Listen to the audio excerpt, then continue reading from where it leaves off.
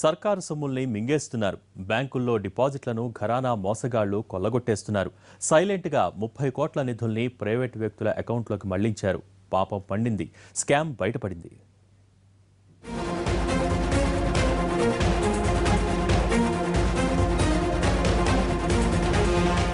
తిన్నింటి వాసాలు లెక్కపెట్టే కన్నింగాళ్లు బ్యాంకుల్లో ఎక్కువయ్యారు. ప్రభుత్వ నిధుల్ని ప్రైవేట్ వ్యక్తుల అకౌంట్లోకి దర్జాగా మళ్లించేస్తున్నారు. ఎస్బీహెచ్ కు చెందిన 2 బ్రాంచీల్లో 30 కోట్ల నిధులు మళ్లించినట్లు తేలింది. హైదరాబాద్ పరిధిలోని ఘట్కేసర్, కేపీహెచ్బీ బ్రాంచుల్లో ఈ భాగోతం బయటపడింది. 2 నెలల క్రితం ఘట్కేసర్ పోలీస్ స్టేషన్లో ఫిర్యాదులు అందాయి. ఏపీ హౌసింగ్ బోర్డుకు చెందిన నిధుల్ని భారీగా మళ్లించారని తేలడంతో సిఐడి సీన్లోకి వచ్చింది. ఏపీ హౌసింగ్ బోర్డు దగ్గర భారీగా నిధులున్నాయి. అధిక వడ్డీ వస్తుందన్న ఆశతో బ్యాంకులో డబ్బులు డిపాజిట్ చేశారు అధికారులు. ఘట్కేసర్, కేపీహెచ్బీలోని ఎస్బీహెచ్ బ్రాంచ్లలో 30 కోట్లు, మైదీపట్నంలోని బ్యాంకులో 60 కోట్లు డిపాజిట్ చేశారు. ఆ తర్వాత ఏమీ పట్టించుకోలేదు. కొద్ది రోజుల క్రితం మల్కాజ్గిరి బ్యాంకులో నిధుల గోల్మాల్ బయటపడింది. దీంతో అప్రమత్తమైన హౌసింగ్ బోర్డు అధికారులు తమ నిధుల గురించి ఆరా తీశారు. మీరు చెప్పినట్లుగానే వేరే అకౌంట్లోకి మళ్లించామని బ్యాంక్ అధికారులు చెప్పడంతో కంగుతిన్నారు. వెంటనే పోలీసులకు ఫిర్యాదు చేశారు. ఓ మాజీ బ్యాంక్ ఉద్యోగి తనయుడు మణిదామోదర్ ఈ స్కామ్ వెనుక ఉన్నాడని తేలింది. లొసుకుల్ని ఆసరాగా చేసుకుని బ్యాంక్ మేనేజర్లు, ఇతర సిబ్బందితో చేతులు కలిపి స్కామ్ చేశారు. 30 కోట్ల నిధుల్ని దారి మళ్లించారు. ఈ స్కామ్ పై విచారణ జరుపుతున్న ఏపీ సిఐడి హైదరాబాద్ లో 9 చోట్ల సోదాలు జరిపారు. మాజీ బ్యాంకు అధికారులైన కామరాజు, మాథ్యూస్ తో పాటు మణిదామోదర్ ఇంట్లో సోదాలు జరిగాయి. పలు కీలకమైన పత్రాల్ని స్వాధీనం చేసుకున్నారు. ఈ దాడిలో మణిదామోదర్ తో బ్యాంకు అధికారులకున్న లింకులు బయటపడ్డాయి. ఈ స్కామ్ ఎలా చేశారనే దానిపై దృష్టి పెట్టింది సిఐడి. మల్కాజ్గిరి బ్యాంకులో జరిగినట్లే ఇక్కడా జరిగిందని అనుమానిస్తున్నారు.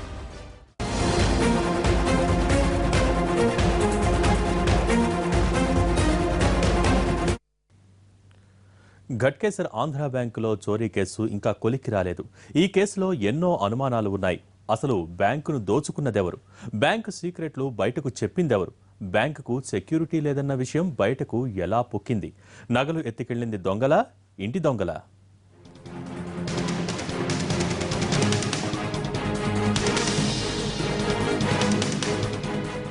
కొద్ది రోజుల క్రితం రంగారెడ్డి జిల్లా ఘట్కేసర్లోని ఆంధ్ర బ్యాంక్లో భారీ చోరీ జరిగింది. ఈ మిస్టరీని ఛేదించేందుకు పోలీసులు నానా తంటాలు పడుతున్నారు. ఇప్పటికే ఈ కేసుకు సంబంధించి 5గురిని భువనగిరి ప్రాంతంలో పోలీసులు అదుపులోకి తీసుకున్నారు. వీళ్లంతా రాజస్థాన్ గ్యాంగ్ సభ్యులుగా తెలుస్తోంది. చోరీ సమయంలో ఎక్కడా ఆధారాలు బయటపడకుండా జాగ్రత్త పడిన తీరు చూస్తే ఇది పక్కా ప్రొఫెషనల్స్ పనేనని అనుమానిస్తున్నారు. బ్యాంకులో అన్ని గదుల్లో కారం పొడి చల్లడంతో పాటు సీసీటీవీ దృశ్యాలు రికార్డ్ అయ్యే హాట్ డిస్క్ ను ఎత్తుకెళ్లారు. ఇంకా ఇప్పుడు అన్ని యాంగిల్స్ లో అదర్ స్టేట్స్ పార్టీస్ పోయినాయి. మన దగ్గర కూడా వెరిఫై చేస్తున్నాం. పాత అఫెన్సెస్ కూడా ఏ విధంగా జరిగినాయి, ఈ విధంగా జరిగిన అఫెన్సెస్ ఏమేమి ఉన్నాయనేది చూస్తున్నాం. ఆల్రెడీ 4 పార్టీస్ వర్కౌట్ చేస్తున్నాం. ఈ దోపిడీ వెనక ఇంటి దొంగల హస్తం ఖచ్చితంగా ఉందన్న అనుమానాలు రోజు రోజుకి పెరుగుతున్నాయి. బ్యాంకులో సెక్యూరిటీ లోపాల గురించి దొంగలకు ఇంత పక్కాగా ఎలా తెలుస్తోందని అనుమానించాల్సిన విషయం. బ్యాంకులో పనిచేసేవారే దొంగలతో ములాఖత్తై ఉండవచ్చన్న సందేహాలు పోలీసుల్లో ఉన్నాయి. ఇప్పటికే అందరిపైన నిఘా పెట్టారు. ఈ చోరీ విషయంలో బ్యాంకు అధికారుల నిర్లక్ష్యం స్పష్టంగా కనిపిస్తోంది. బ్యాంక్ చైర్మన్ నుంచి మేనేజర్ వరకు పోలీస్ కేసులు నమోదు చేసి విచారిస్తున్నారు. వీరిని అరెస్ట్ చేసేందుకు పోలీసులు రంగం సిద్ధం చేస్తున్నారు. అది అకౌంట్ చేస్తున్నారు, లెక్కలు జరుగుతున్నాయి. అది రేపు కానీ ఎల్లుండి కానీ చెప్పొచ్చు. క్లారిటీ లేదు. ఎందుకు అంటే దాంట్లో క్లారిటీ ఎందుకు రావట్లేదు అంటే పాకెట్స్, చిన్న పాకెట్స్, డిపాజిటెడ్ పాకెట్స్ ఉంటాయి. అన్నీ వెరిఫై చేసి దాంట్లో 3 చేయాల్సి వస్తుంది అన్నట్టు. దానికోసం ఆ 3 అకౌంట్స్, కొన్ని అకౌంట్స్ అగ్రికల్చరు, బిజినెస్, ఇవన్నీ డిఫరెంట్ ఉంటాయి. అవన్నీ చేయడం కోసం వాళ్ళకు లేట్ అవుతుంది. అతను లీవ్లో ఉండడం వల్ల ఈ లేట్ జరిగింది. ఈ లోపు వాళ్ళు రేపు కానీ ఎల్లుండి కానీ ఇస్తామంట. చోరీ అయిన 5.5 కిలోల ఆభరణాలు దొరికాయా లేదా అన్న ఆందోళన ఖాతాదారులలో కనిపిస్తోంది. దొంగలెత్తికెళ్లిన నగలన్నీ ఖాతాదారులు తాకట్టు పెట్టినవే.